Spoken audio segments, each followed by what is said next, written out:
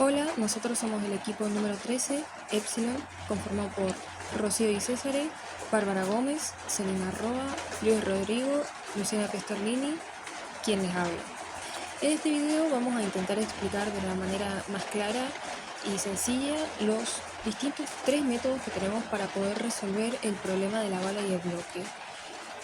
Podemos pensar por un segundo que tenemos un problema de física que a simple vista parece muy sencillo, que es que una bala atraviesa un bloque de madera. La pregunta que nos hacemos es ¿qué se necesita para que este bloque no se mueva, para que se quede quieto y no se levante? Bueno, la respuesta va a depender de cómo miremos o cómo encaremos el problema.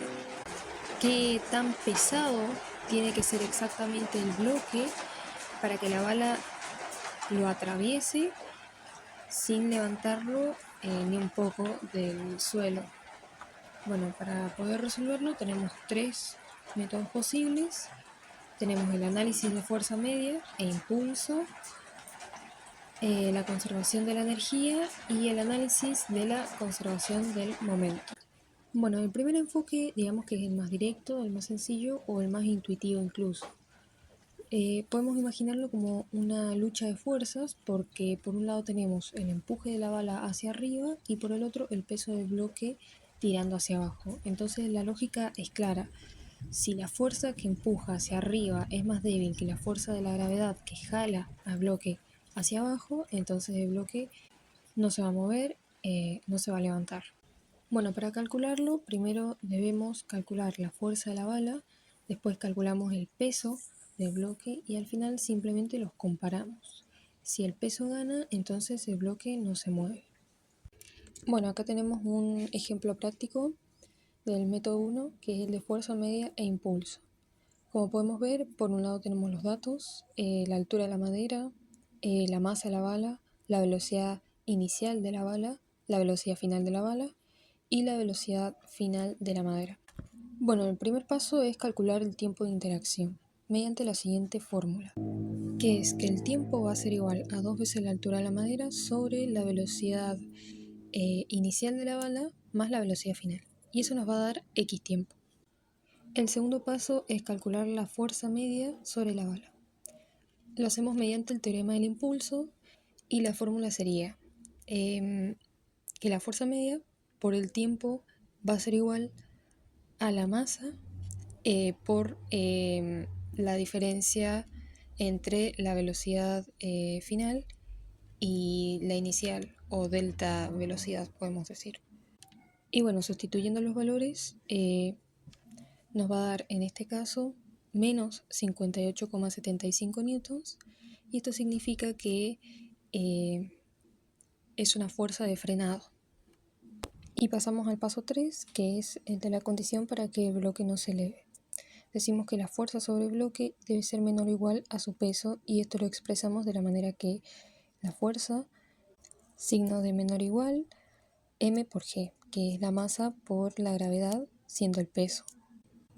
Sustituimos los valores y resolvemos y el resultado nos va a dar 6 kilogramos, que es el peso mínimo que debe tener el bloque para no levantarse. Bueno, ahora vamos a hablar del segundo método y acá cambiamos un poco la perspectiva porque lo abordamos desde el punto de vista de la energía, es decir, ya no desde el lugar de las fuerzas. Ahora lo vemos como la energía que se transfiere y la energía que se usa. Bueno, la idea central acá es simple. Para poder levantar cualquier cosa se necesita gastar una energía. Entonces, si la bala no le da al bloque la energía suficiente para poder ganarle a la gravedad, entonces el bloque se va a quedar donde está y no se va a mover. Podemos razonarlo mediante una analogía. Podemos decir que es un presupuesto de energías, porque primero calculamos cuánta energía necesita o va a gastar la bala para poder atravesar la madera y luego vamos a calcular cuánta energía se necesita para poder levantar ese bloque. Entonces, si la energía que la bala le pasa al bloque no alcanza, digamos, para pagar el costo de levantarlo, entonces el bloque no se va a mover. Bueno, y acá tenemos el segundo método práctico que es el de la conservación de la energía, con los mismos datos, y empezamos calculando la energía perdida por la bala, que sería que delta E es igual a un medio de la masa por la velocidad inicial al cuadrado menos la velocidad final al cuadrado. Sustituimos valores y nos da 5 joules aproximadamente. El segundo paso es calcular la energía potencial para poder elevar el bloque. Para eso decimos que la energía potencial es igual a la masa por G por la altura. Sustituimos los valores y llegamos a la tercera parte, que es la condición para que no se eleve, donde decimos que delta E tiene que ser menor o igual que la energía potencial. Y resolviendo nos da un total aproximadamente de 6 kilogramos de masa mínima. Bueno, y ahora vamos a hablar del tercer método. Este método se olvida un poco de las fuerzas, de la energía interna y solamente se va a enfocar en una cosa que es el movimiento, o como se lo conoce en física, el momentum, que se intercambia entre la bala y el bloque. Entonces, desde esta perspectiva, la pregunta que nos hacemos es: después del impacto, ¿con qué velocidad va a salir disparado el bloque de madera hacia arriba? Si el bloque tiene cualquier velocidad, por mínima que sea, se considera que el bloque se levantó. Entonces, este enfoque podemos decir que es elegante porque trata todo como si fuese una colisión simple, como si dos bolas de billar se chocaran simplemente.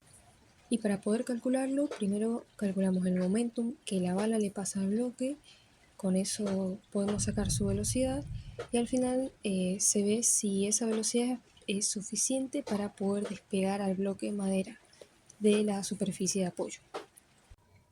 Bueno, y llegamos al tercer método, el análisis por conservación del momentum. Empezamos calculando el momentum inicial del sistema. Decimos que PI va a ser igual a la masa por la velocidad inicial. Y el momentum final del sistema va a ser igual a la masa por la velocidad final más la masa por la velocidad adquirida por el bloque, que en realidad es una suposición que nosotros hacemos y vendría a ser una velocidad muy pequeña, como si fuese una vibración. En este caso esa velocidad es de 0,01. Luego lo relacionamos con la condición de no elevación y decimos que el bloque, para que no se eleve, la energía cinética adquirida debe ser menor que la energía potencial para elevarlo. Y esto lo expresamos como un medio de la masa por la velocidad adquirida al cuadrado tiene que ser menor a m, menor o igual a m por g por h. Sustituyendo valores, vamos a ver que nos da 0,036 kilogramos, un valor muy pequeño y muy distinto al que nos estaban dando. Bueno, hemos visto las tres maneras diferentes de poder analizar un mismo problema, el de la fuerza, la energía y el momentum. Cada uno tiene su propia lógica, sus procedimientos y vamos a comparar los resultados. Acá tenemos una gráfica y los primeros dos métodos, el de la fuerza y el de la energía, nos da el mismo resultado, que es de 6 kilogramos. Pero el método del momentum nos da una respuesta muy diferente, apenas de 36 gramos. La diferencia es muy grande. Bueno, como podemos ver en esta tabla que lo resume, tenemos dos resultados que coinciden y uno que es muy diferente. Entonces la pregunta que surge es ¿por qué? ¿Qué está pasando para que haya una discrepancia tan grande? Y bueno, podemos decir que los métodos de fuerza y energía sí funcionan para este caso porque toman en cuenta todo el proceso real del evento, por ejemplo la fricción, la madera que se rompe, la pérdida de energías, el calor que se genera. Y el momentum, en cambio, simplifica mucho las cosas, porque asume que todo es una colisión limpia o una colisión simple. Entonces, digamos, como que se olvida de que la mayor parte de la energía de la bala se pierde de distintas maneras, como puede ser en calor y en sonido. Entonces, el error del método del momentum es que ignora lo que de verdad pasa cuando una bala atraviesa un bloque de madera. No podemos decir que es un choque limpio porque se desperdicia una cantidad muy grande de energía. Y bueno, como conclusión, ¿qué podemos decir? Podemos decir que no todos los modelos físicos nos pueden servir para aplicarlos a todos los problemas. Siempre tenemos que ver el contexto. En este caso, podemos ver que ignorar cómo la energía se transforma nos lleva a una conclusión que es errónea y no tiene nada que ver con lo que realmente pasa. Entonces decimos que la conservación de la energía es el enfoque más confiable y de hecho la manera más, digamos, elegante, porque lo que hace es simplemente relacionar la energía que la bala pierde con la energía que se necesita para poder levantar el bloque. Podemos decir que aborda el problema capturando el contexto de la manera más sencilla posible. Y bueno, con esto podemos decir que no es que los métodos estén mal, no es que la física esté mal, sino es cómo utilizamos estos métodos, estas herramientas, para poder aplicarlo a los distintos modelos. Como conclusión, también podemos decir que la mala elección de estas herramientas nos puede conducir a respuestas erróneas. Entonces, la física no es solamente aplicar fórmulas, sino también de analizar el contexto, de entender qué fórmula o qué modelo va a describir mejor la situación que tenemos enfrente.